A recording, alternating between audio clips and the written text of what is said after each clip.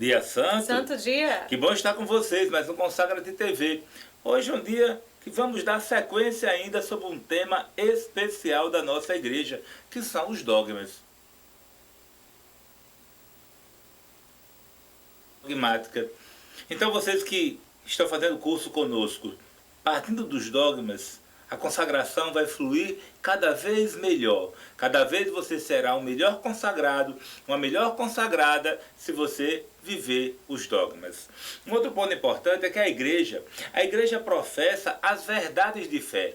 Essas verdades são os dogmas. Esses dogmas são revelados pelo próprio Deus. Os dogmas são a revelação de Deus, é a garantia da doutrina, da sã doutrina, da verdadeira doutrina. E cabe ao homem, ao fiel, entregar-se a este dogma de uma forma voluntária. Entregar-te com toda a sua vontade, com toda a sua força, com todo o seu entendimento. Então, o dogma ele é um convite para que seja preservada as verdades de Deus. As verdades de Deus, nem todas são definidas como dogmas, mas esses dogmas nós podemos confiar. Um outro ponto assim importante para entendermos sobre o dogma é que o dogma, a fé, ela não é contra a ciência, o entendimento. Ciência e fé, andam assim, juntinhos, né? Nesse exercício de inteligência. A palavra de Deus, por exemplo, é verdade. A palavra de Deus é a verdade revelada. Então, se ela é verdade, a palavra de Deus não nos engana. Então, Deus não nos engana. Então, os dogmas não podem nos enganar. Eu não posso ser enganado por um dogma, porque o dogma é a própria verdade de Deus, né? Então, os milagres de Cristo, como a sua ressurreição, é um fato milagroso, é um fato histórico, é um dogma. Nosso Senhor Jesus Cristo morreu e ele ressuscitou. Outro ponto importante que, reforçando que o dogma é uma verdade, a fé é uma verdade, não é um salto no escuro.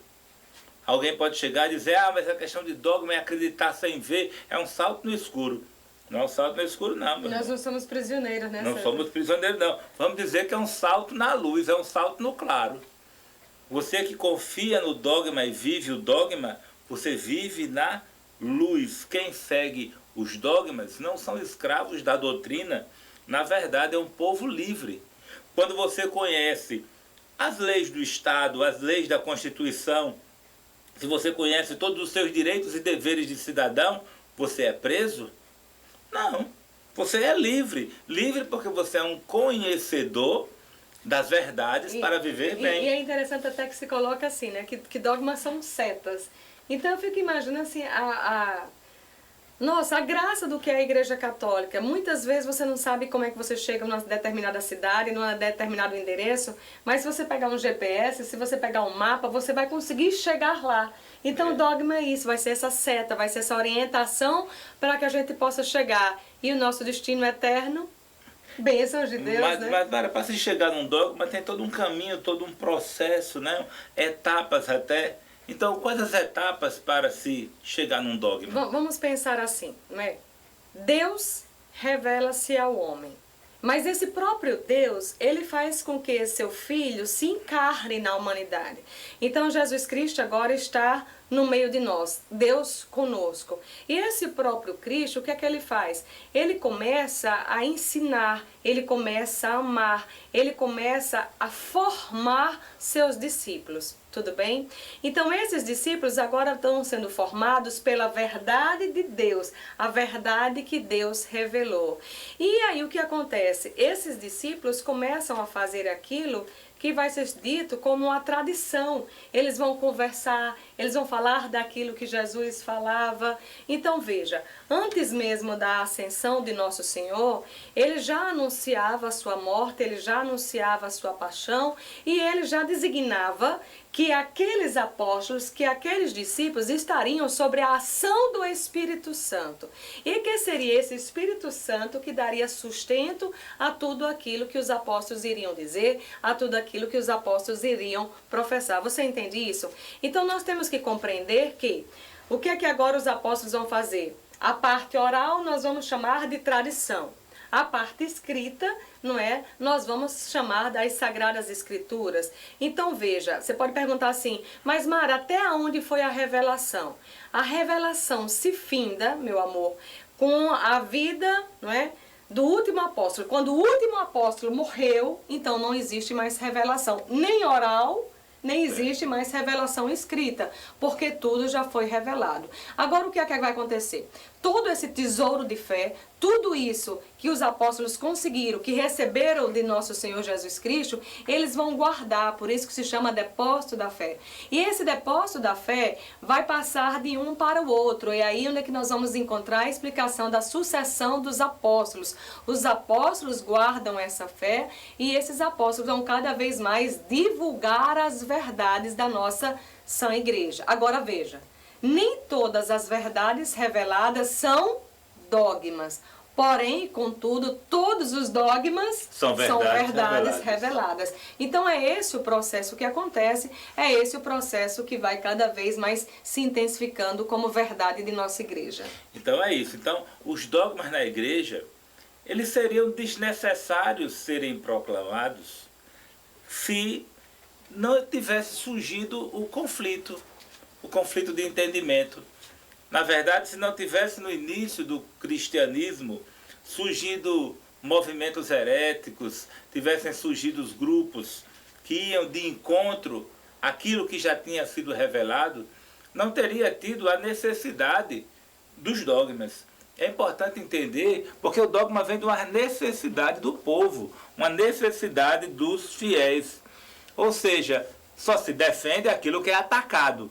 Então o dogma vem para defender as heresias. As heresias são defendidas pelo dogma. O demônio ele tem lutado a cada dia de muitas maneiras para destruir a nossa igreja, mas as portas do inferno não prevaleceram, nem prevalecerão sobre ela. A heresia, que vem lá do grego airesis, que significa escolha, opção. Segundo o Catecismo da Igreja Católica, lá no artigo 2089, heresia é a negação de uma dúvida, é uma negação ou uma dúvida pertinaz de uma verdade revelada pela fé católica por quem for batizado. Então a heresia seria uma negação ou uma dúvida de um batizado. Então, Mara, quem for batizado, ao contrário, quem não for batizado, poderia ser um herege? Veja só, para ser herege, necessariamente tem que ser batizado. Para ser herege, tem que ser batizado. Por quê? Porque, por exemplo, a heresia é você receber a filiação de Deus e você negar. Então, por exemplo, um budista, um muçulmano, jamais vai ser herege. Por quê? Porque ele não se tornou filho de Deus. Ele não negou sua fé, sua doutrina. Não, porque isso aí vai ser negação de outras coisas, mas a gente não pode usar para estas pessoas o nome de herege. Você compreende? Então, heresia tem que necessariamente você ser cristão e você não proclamar mais, você não receber. Então, se eu recebo o batismo, se eu sou filho de Deus, eu vou receber também os mandamentos. Então, se eu recebo os mandamentos e eu nego, aí eu passo a ser heresia. Um herege. Entenda bem, para ser herege necessariamente tem que ser um batizado e aquilo que você nega ou rejeita tem que ser um dogma. Tudo bem? Vamos colocar aqui, César, situações de exemplo para que a gente possa compreender melhor. Uma pessoa que não acredita nas aparições de Nossa Senhora é batizado, então existe a possibilidade dele ser herege. Mas aparições da Santíssima Virgem é uma verdade, mas não é decretado como dogma. Então, se eu vou acreditar em Medjugorje, ou em Fátima, ou isso ou naquilo, isso não me faz um herege mesmo que eu negue. Porque isso é uma devoção particular. Isso não é acolhido na Igreja Católica como dogma. As aparições de Nossa Senhora não são dogma. Então, se eu não acredito às aparições de Nossa Senhora, Então eu não sou uma herege. Não é. Então, por exemplo, eu ter dúvida, a Virgem Maria é virgem ou não é? Nossa Senhora teve muitos filhos, teve poucos filhos. Eu nasci na igreja, eu fui batizado, mas eu ainda não tenho noção clara. Eu vou ser um herege? Não, porque a igreja permite que nós tenhamos dúvidas, mas que a gente recorra aos ensinamentos da igreja. É a dúvida com o desejo de acertar, com o desejo de acolher. Vamos dizer, eu não compreendo que a Virgem... ela é virgem antes, durante e depois do parto, mas eu quero essa compreensão. Mas ainda não compreendo. E me lanço a isso. Então isso não é uma heresia. Digamos que eu tenho uma maternidade, eu tenho 8 anos, eu ainda não consigo compreender o que é mãe de Deus, o que é Deus. Aí eu vou ser herege porque eu vou dizer assim, eu tenho papai do céu, não tenho mamãe do céu? Não. Você ainda não está maduro na sua fé para você tomar decisões, para você tomar resoluções. Mas se a pessoa, ao contrário, for maduro... Se for maduro ou não, aí então, é diferente. Já for consciente... Tá certo? Mas veja, César, a heresia é interessante porque ainda tem um adendo a mais. Por exemplo, eu tenho que ser batizado, eu tenho que ter consciência, tá certo? Mas enquanto eu penso, mas eu não propago uma ideia contrária à minha fé, ainda não é heresia. Você entende? Porque o que acontece? Muitas vezes a pessoa está pensando uma coisa errada à sua doutrina, mas ela não está se manifestando, ela não está divulgando, ela não está propagando. Para ser heresia, vai ter que chegar nesse nível da propagação, vai ter que chegar o magistério da igreja, na autoridade de um padre ou de um bispo, e chegar para aquele fiel e dizer, meu amor, você está errado. Isso que você está dizendo não propaga aquilo que é a doutrina que Nosso Senhor nos ensinou. Isso não está dentro daquilo que é o tesouro da igreja. Como se a pessoa estivesse criando um partido à parte. Pronto, aí se parte. Mesmo agora ele consciente da doutrina, do magistério da igreja, e ele bate perna e diz, não, é assim que eu vou fazer, é isso que eu quero provocar, é isso que eu quero propagar. Então agora ele se passa a ser um herege. Por quê? Porque ele era batizado, ele negou algo que era um dogma, ele recebeu a correção da igreja e ele não acolheu os ensinamentos dessa santa igreja. Então essa pessoa é um dogma, é um herege. Agora, se esse herege se arrepender, se ele se arrepender, ele se arrependeu. Aí ele volta e ele é acolhido por nossa igreja. E quantos hereges nossa igreja tem acolhido, né? Quantas pessoas têm voltado por terem a elucidação. Pessoas que caminham em outras doutrinas, em seitas, em outras realidades espirituais, mas o Espírito Santo é revelador. E ele revela àquela pessoa a verdade de fé que está na nossa igreja católica. Que a pessoa pede para voltar. E ela volta e é inserida, né? E veja só mais, a verdade enquanto dogma não é uma verdade relativa. O que é isso? Por exemplo, eu sou a favor disso, eu vou crer com isso. Se eu não gosto daquilo, eu não vou... Não, a verdade de fé, um dogma, não é relativa a cada situação, a cada pessoa, a cada momento, tá certo? Então, se você tiver na cidade de Natal, toda a população de Natal negar um dogma e constituir que aquilo é errado, mesmo assim a verdade de Deus prevalece. Então, mesmo que toda a população negue uma verdade, aquela verdade continua sendo verdade e aquilo que as pessoas estão proclamando continuam sendo erros doutrinários que não levam para o paraíso de Deus. É interessante que nem o Papa muda os dogmas. Os dogmas são verdades reveladas, que são agregados, mas não são substituídos nem trocados, né? Mas um outro ponto interessante nessa defesa da nossa igreja é a apologética. A apologética que hoje está sendo cada vez mais discutida, cada vez mais divulgada nos meios de comunicação.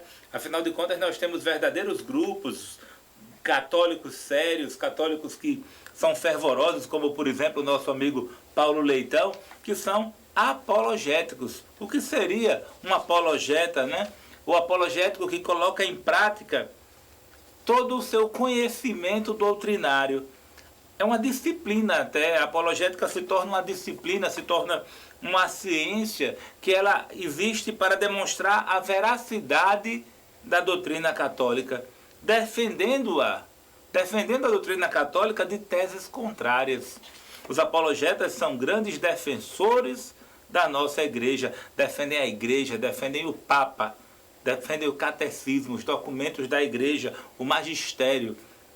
A palavra vem do latim apologéticos, que deriva do grego apologia, né? Que significa defesa verbal.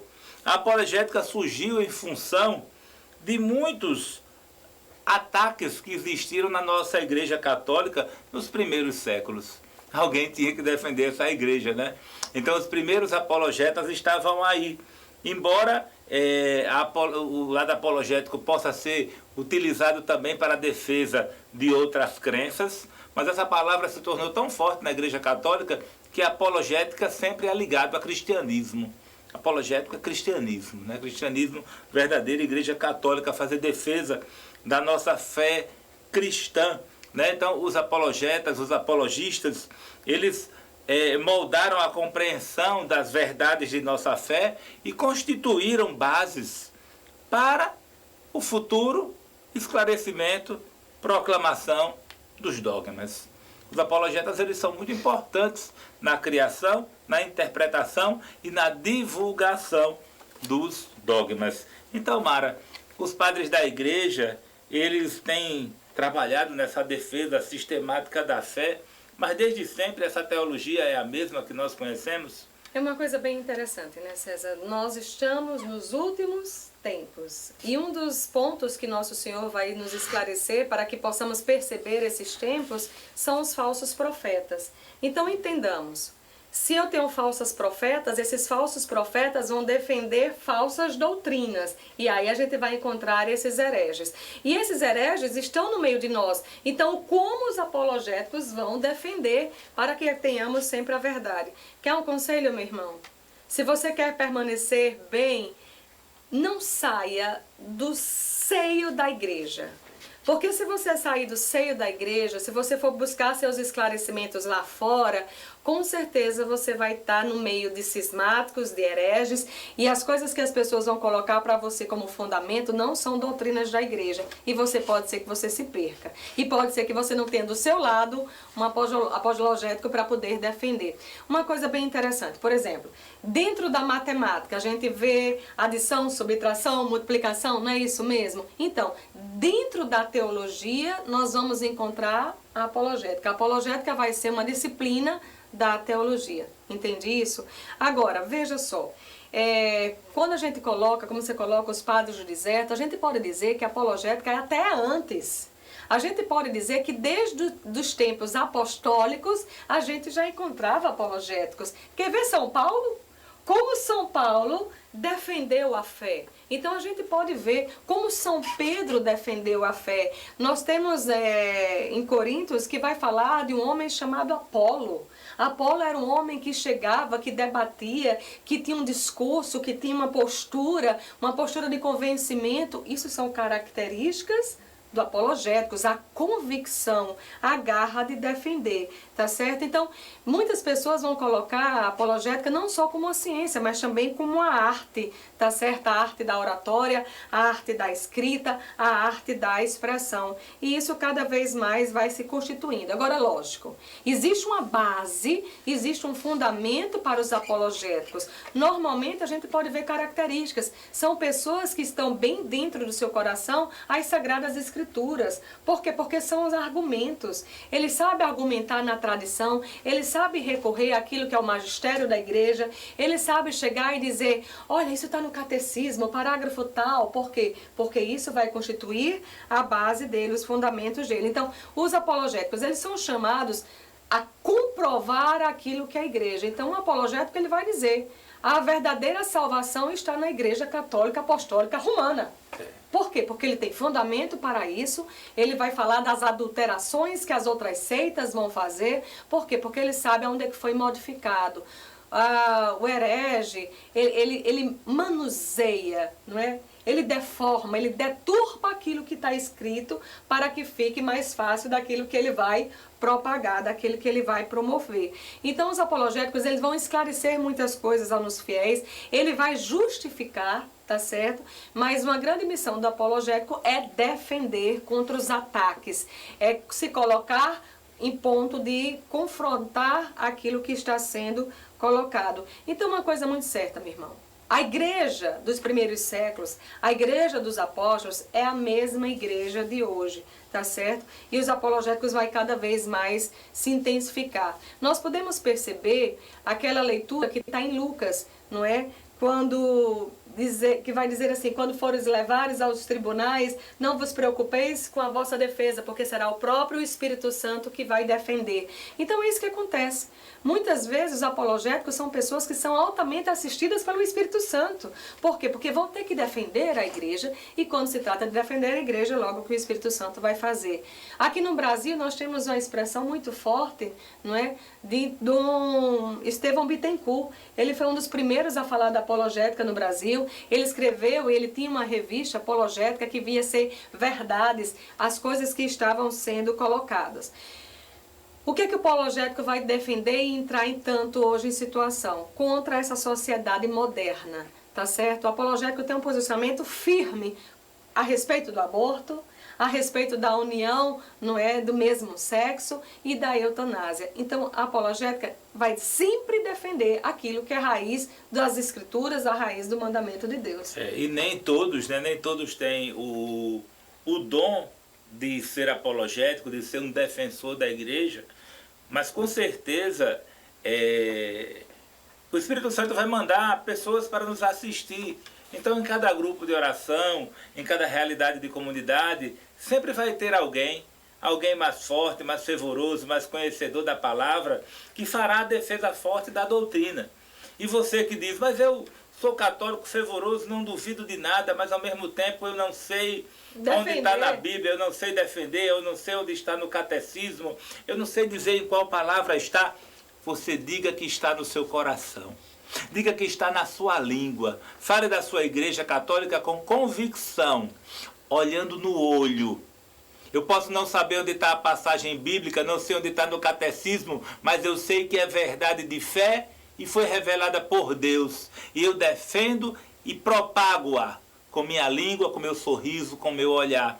E no seu grupo de oração, na sua comunidade, na sua realidade paroquial, sempre vai ter alguém para orientar com escolinha da fé, com cursos de estudo bíblico. Sempre vai ter alguém que o Espírito Santo é fiel e as portas do inferno não prevalecerão. Então, estes que querem nos enganar, outros se unirão a nós para lutarmos contra ele. Então não tenha medo e não se sinta sozinho, que sempre virá alguém para lhe defender. Olhe que essa pessoa pode estar ao seu lado. Um outro ponto é que a igreja é mãe, ela quer seus filhos todos debaixo das suas asas, como a galinha que tem os seus pintinhos. Mas como uma boa mamãe, a igreja corrige aqueles que estão sendo desobedientes. Então aquele que não acolhe o dogma, aquele que propaga contra o dogma, que difunde as heresias, com certeza a igreja vai ter um ato punitivo para estas pessoas. Essas próprias pessoas que se colocam fora da comunhão da igreja, elas se excomungam. Excomunicatio é a sanção penal medicinal, é a censura. É a pena que a igreja aplica ao fiel quando ele não está buscando andar naquilo que Jesus nos ensinou. Então, Mara, o excomungado da igreja, essa palavra é horrível, que tem gente que tem medo até de ouvir esse termo. Excomungado, excomunhão. Ele está excluído de quê? Veja só, a excomunhão significa o quê? Antes eu tinha uma comunhão e agora eu não tenho mais, então eu tenho uma excomunhão.